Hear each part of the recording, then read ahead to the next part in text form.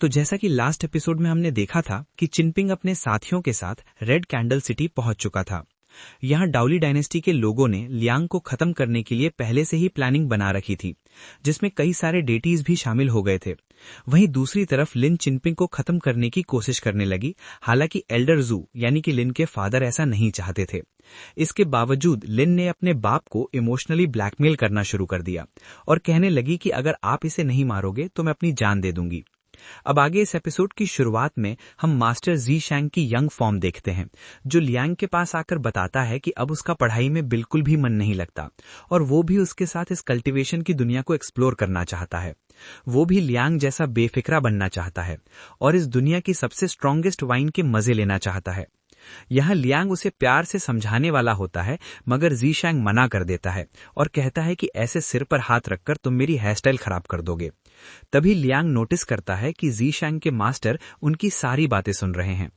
जी शैंग कहता है कि उसे अपने साथ ले चलो और देखो उसने थोड़े बहुत पैसे भी जमा कर लिए हैं जो सफर में काम आएंगे। वो भी लियांग जैसा एक महान तलवारबाज बनना चाहता है, लेकिन लियांग उसे साथ ले जाने से मना कर देता है और कहता है कि तुम्हारी तो अभी मूछें भी नहीं आई हैं और बातें देखो कितनी बड़ी बड़ी कर रहे हो। तभी जी शैंग के मास्टर वहां पहुंच जाते हैं और उसका कान खींचते हुए पूछते हैं कि बताओ इस बार तुमने किस बंदे से मार खाई।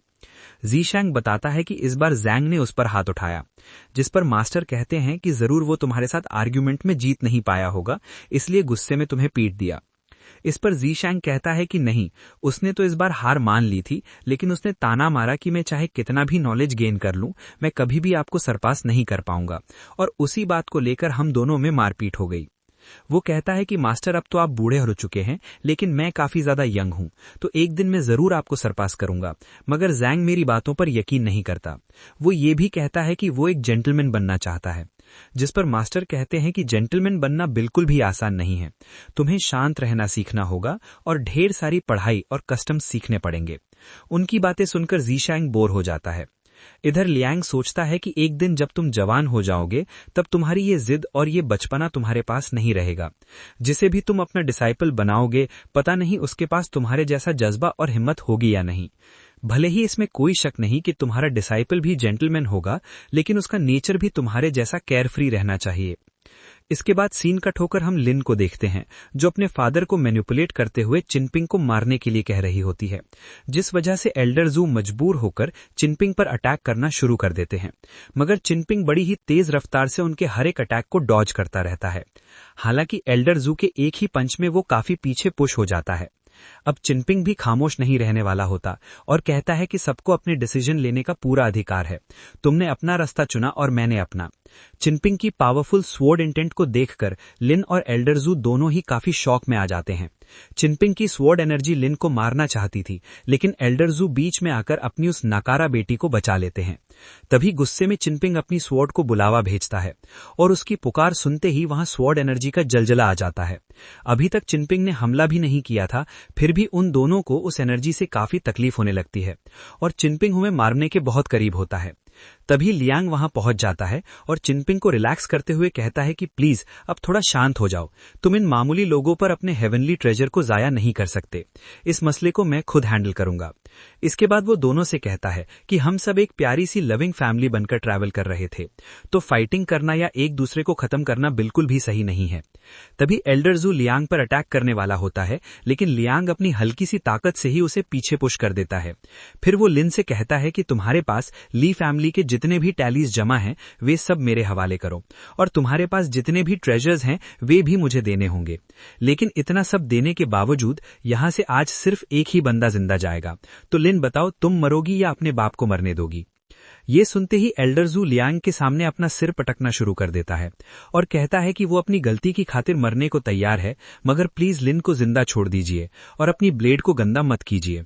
लेकिन लिन इतनी भी शर्मिंदा नहीं होती, वो एक बार भी ये नहीं कहती कि उसके फादर को बख्श दो, बल्कि उसे एहसास तक नहीं होता कि वो कितनी बुरी इंसान है। उसके दिल में सिर्फ नफरत भरी होती है और वो खुद के अलावा किसी और की परवाह नहीं करती, अपने सगे बाप की भी नहीं। यहाँ चिनपिंग फैसला कर लेता है कि वो लिन को जिंदा नहीं छोड़ेगा। बहुत कम बार ऐसा हुआ है कि चिनपिंग किसी पर इतना भड़का हो, क्योंकि जब तक कोई उसके दिमाग में ना चढ़े वो हमेशा शांत रहता है, लेकिन इस बार लिन ने हद पार कर दी थी। एल्डर जू बार बार सिर पटकते हुए कहता है कि सभी बच्चों से गलतियां हो जाती हैं और वही गलती लिन से हो गई है, इसलिए उसकी बातों को दिल पर मत लगाओ और उसे माफ कर दो। वो रहम की भीख मांगता है। तभी चिनपिंग चिल्लाते हुए उस पर पंच मारने जाता है, लेकिन अचानक रुक जाता है और बहुत बड़ा दिल करके इस बेरहम लड़की पर रहम दिखा देता है। लियांग चिनपिंग से कहता है कि चलो इस बार इसे माफ कर दो, कुछ पनिशमेंट्स मौत से भी बदतर होती हैं और इसे जिंदा छोड़ना ही इसकी सजा होगी, क्योंकि आज के बाद इसे बार बार यही बात सताएगी कि इसने कितने नेक दिल इंसान को हर्ट किया था। इसके बाद चिनपिंग एल्डर जू से कहता है कि इसे लेकर यहां से दफा हो जाओ, वो इस लड़की की शक्ल भी नहीं देखना चाहता। एल्डर जू अपनी गुस्ताख बेटी को लेकर वहां से चला जाता है। अंत में चिनपिंग लियांग से कहता है कि अगर तुम्हारे पास वाइन है तो प्लीज मुझे थोड़ी सी पिला दो, जिस पर लियांग हंसते हुए कहता है कि वाइन तो उसके पास बहुत है, लेकिन शराब उस वक्त नहीं पीनी चाहिए जब इंसान नाराज हो, वरना पिक्कड़ बनने में वक्त नहीं लगता। जब भी कुछ बुरा होता है या किसी का दिल टूटता है तो लोग शराब का सहारा लेते हैं, जो सरासर गलत है। उसके ख्याल से शराब तब पीनी चाहिए जब इंसान बहुत खुश हो, तभी उसका असली मजा आता है। कि तुम एक शराबी ना बनकर ड्रंकन इमॉर्टल बन जाओ। वहीं दूसरी तरफ लिनशुआओ उस लेटर को पढ़कर एक लोकेशन पर पहुंच जाता है और उसे मिलने के लिए वहां एक बंदी भी पहुंच चुकी होती है, जो थोड़ी देर पहले उसी नाव पर थी जहां लियांगोंग ने शराब पीकर डांस एंजॉय किया था। यहाँ वो लिनशुआओ को बताती है कि वो डाली डायनेस्टी के चंगचुआ पैलेस की सुप्रीम एल्डर है और यहाँ के कॉमन लोग नहीं जानते कि वो एक इमॉर्टल है। ये सुनते ही लिनशुआओ कहता है कि वो तो उनकी ऑरा से ही पहचान गया था कि वो एक इमॉर्टल है। तभी वो बंदी कहती है कि वो उसे जैंग पैलेस में इनवाइट करने आई है और चाहती है कि वो उनके साथ डाओ कल्टीवेशन शुरू करे, जिस पर लिनशुआओ जवाब देता है कि इस लेटर में उसके फादर ने लिखा था कि कोई इंपॉर्टेंट पर्सन उसे एस्कॉर्ट करने आएगा और साथ ही उसे आगाह किया था कि सोच समझकर फैसला लेना, क्योंकि अगर उसने गलत साइड चुन ली तो वो मारा जाएगा।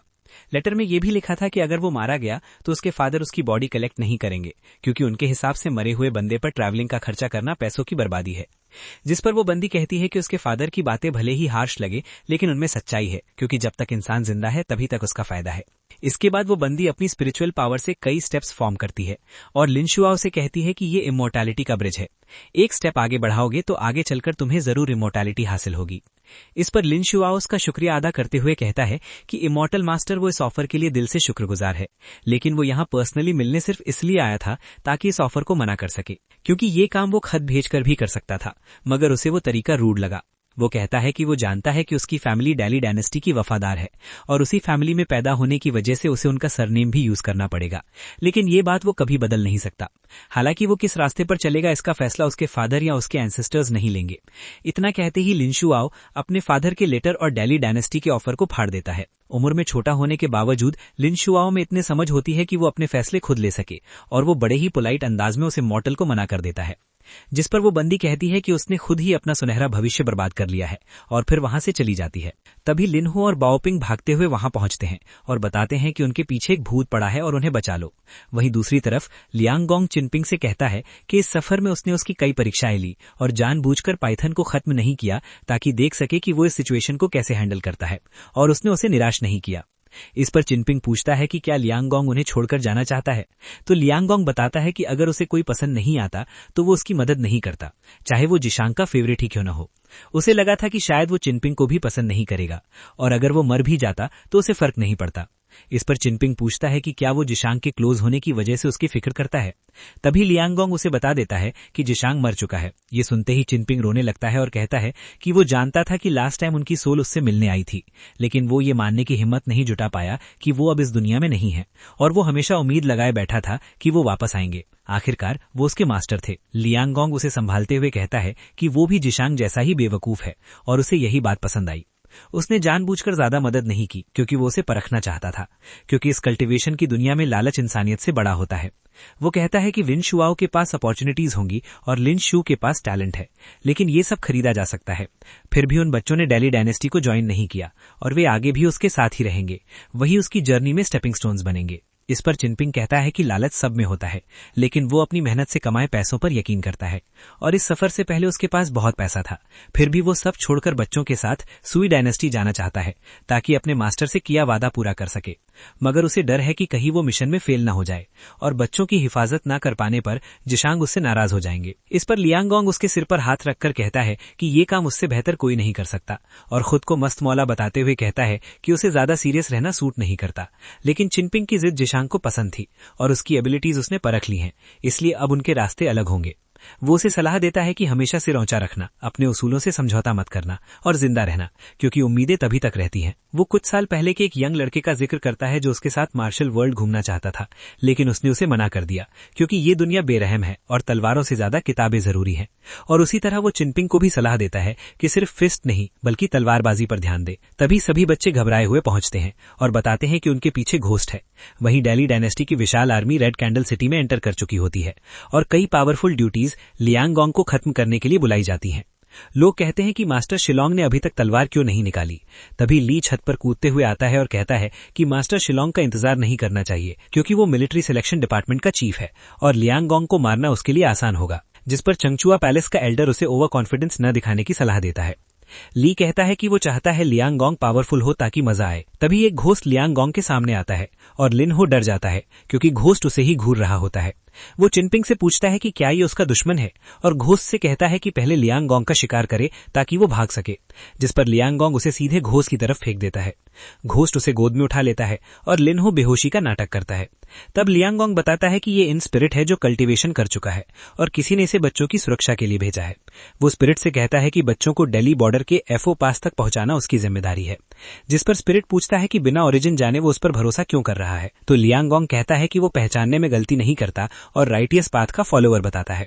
स्पिरिट सहमत होता है और लियांगोंग हंसते हुए कहता है कि वो उससे 1000 गुना ज्यादा भयानक है। बाद में झील की मछलियों ने लियांगोंग की लोकेशन ली जिंग तक पहुंचा दी थी और लियांगोंग ने दूर से ही उस पर अटैक कर दिया।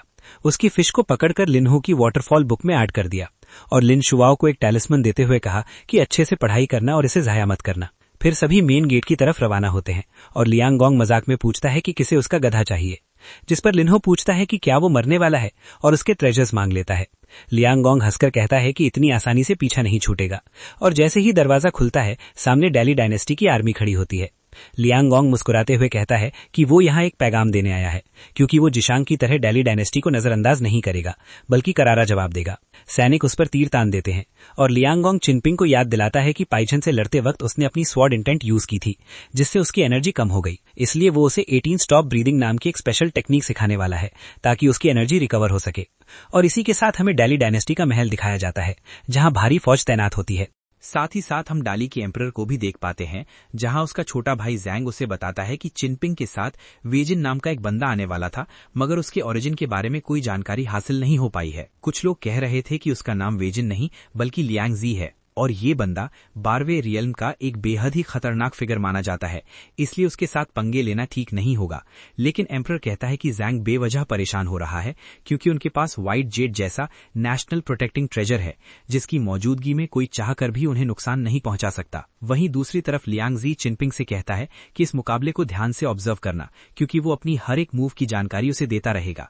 फिर आगे बढ़ते हुए बताता है कि उनकी ची पावर ड्रैगन वेन्स जैसी है जो 10,000 माउंटेन्स के एंसेस्टर लिन ग्यूक से ओरिजिनेट हुई थी। इसी दौरान डाली की आर्मी हजारों लाखों तीर हवा में छोड़ देती है तो लियांगजी अपने 18 स्टॉप्स में से पहले स्टॉप का इस्तेमाल करता है और उसके साथ ही एक बेहद स्ट्रॉन्ग ची पावर रिलीज होती है जो सभी एरोज को पूरी तरह नष्ट कर देती है। इसके बाद लियांगजी तेजी से आगे बढ़ते हुए दूसरा स्टॉप एक्टिवेट करता है जहां वो इक्वल अंदाज में स्लैश रिलीज करता है और इतनी भीड़ होने के बावजूद कोई भी उसकी स्पीड और मूव्स को गेस नहीं कर पाता। फिर वो तीसरे स्टॉप का यूज करते हुए राउंड शेप में स्लैश अनलीश करता है जिससे उसके आसपास की जगह पूरी तरह खाली हो जाती है, मगर सिपाहियों की कमी नहीं होती और वे चारों ओर से उसे घेर लेते हैं। तब लियांगजी चिनपिंग को समझाता है कि अपनी ची पावर को स्पिरिट में पेनिट्रेट करो, यहीं से फोर्थ स्टॉप एक्टिवेट होगी, और खुद तेजी से स्पिन करते हुए इतनी फुर्ती दिखाता है कि कोई भी उसकी मूव समझ नहीं पाता। इसके बाद वो बताता है कि 5वें स्टॉप में ची पावर को शरीर की हर एक हड्डी तक पहुंचाना होगा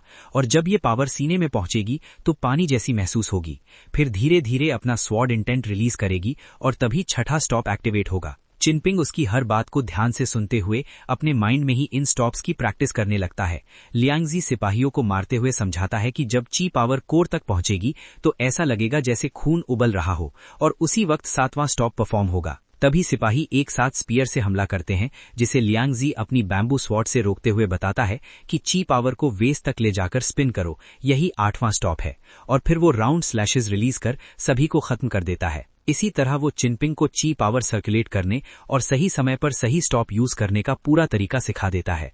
जब सारे सिपाही एक साथ फिर से हमला करते हैं तो लियांगजी बताता है कि अब ची पावर स्वॉर्ड में एंटर करके प्रोफाउंड स्वॉर्ड इंटेंट रिलीज करेगी और जब स्लैश डिलीवर होगा तो सब कुछ अपनी ओरिजिन तक पहुंच जाएगा। उसका स्लैश इतना जबरदस्त होता है कि एक ही सेकंड में सभी खत्म हो जाते हैं और यही 18 स्टॉप ब्रीदिंग टेक्निक कहलाती है।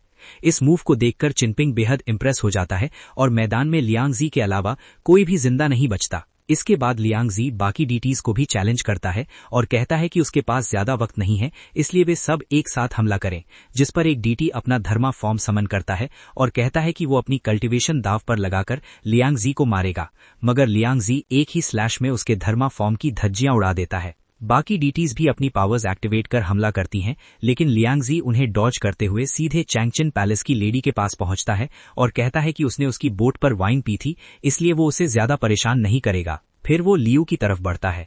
लियू अपने ड्रैगन समन करता है, मगर लियांगजी एक ही पंच में उन्हें डिस्ट्रॉय कर देता है और उसके तमाम अटैक्स डॉज करते हुए उसे एक ही लात में पहाड़ों के बीच जा गिरने पर मजबूर कर देता है, जहां वो माउंटेन डीटी वेइबो के पास गिरता है और पहले ही मर चुका होता है। इसके बाद हमें डाली डायनेस्टी का पैलेस दिखाया जाता है, जहां एक बेहद पावरफुल स्वॉर्ड को जंजीरों से बांधकर रखा गया होता है और सॉन्ग जिनजिन उसमें अपनी एनर्जी ऐड कर देता है, जिससे पैलेस का बैरियर और मजबूत हो जाता है। एम्परर उससे पूछता है कि वो इस बैटल में हिस्सा क्यों ले रहा है, तो सॉन्ग जिनजिन बताता है कि उसकी मां चिनपिंग को मारना चाहती है और जब तक लियांगजी जिंदा है तब तक ये मुमकिन नहीं। जिस पर सॉन्ग जिनजिन स्मॉल टाउन की ड्रैगन फर्नेस और वहां बन रहे लाइफ बाउंड पोर्सलिन की बात करता है, जिनमें ढेर सारी अपॉर्चुनिटीज छुपी हैं और जिन्हें पाने के लिए कई फैक्शंस ने गोल्ड और कॉपर कॉइन दाव पर लगाए हैं। लेकिन अब कुछ लोग डाली के खिलाफ जाकर उस टाउन पर कब्जा करना चाहते हैं, इसलिए वो इस बैटल के जरिए दिखाना चाहता है कि डाली के खिलाफ जाना कितना महंगा पड़ सकता है और लियांगजी को मारकर उनका डोमिनेंस और बढ़ जाएगा। इधर लियांगजी कहता है कि डाली का एम्परर काफी दिलचस्प है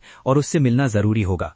फिर वो बाओपिंग को स्वॉर्ड नर्चरिंग गोल्ड गिफ्ट करता है और उससे जिंगफू स्वॉर्ड उधार लेता है, जिस पर बाओपिंग कहती है कि अगर स्वॉर्ड टूट भी जाए तो कोई बात नहीं और वापस करने की जरूरत नहीं। इसके बाद लियांगजी अपने दोस्तों से कहता है कि उसने पहले ही बताया था कि वो एक महान तलवारबाज है, मगर वे समझते थे कि वो सिर्फ बड़ी बड़ी बातें करता है, जबकि उसने कभी झूठ नहीं बोला। वो इन स्पिरिट को हुक्म देता है कि उसके साथियों की सुरक्षा उसकी जिम्मेदारी है और फिर हवा में फ्लोट करने लगता है, जहां हेवन और अर्थ की सारी एनर्जी उसमें समाने लगती है। वो अपनी हैट उतार देता है और उसके गिरते ही समय मानो थम सा जाता है। साथ ही स्पिरिचुअल एनर्जी का विशाल फ्लो रिलीज होता है, जैसे कोई चीज कैद से आजाद हो गई हो।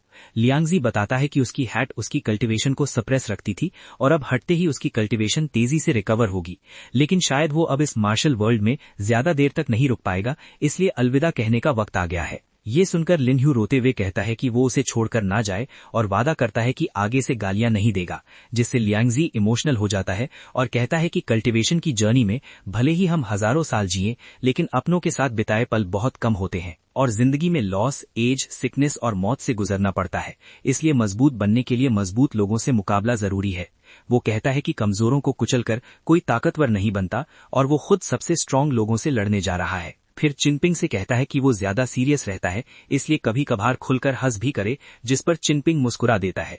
इसके बाद लियांगजी अपने कूल अंदाज में वहां से रवाना हो जाता है और सभी लोग बेहद इमोशनल हो जाते हैं, क्योंकि उनसे भी उसका गहरा लगाव हो चुका था। अंत में लियांगजी डाली डायनेस्टी के सबसे स्ट्रांग डीटीज का सामना करने निकल पड़ता है और उधर एम्परर कहता है कि वो 12th लेवल का कल्टीवेटर है, यानी यहां से जिंदा वापस नहीं जा पाएगा।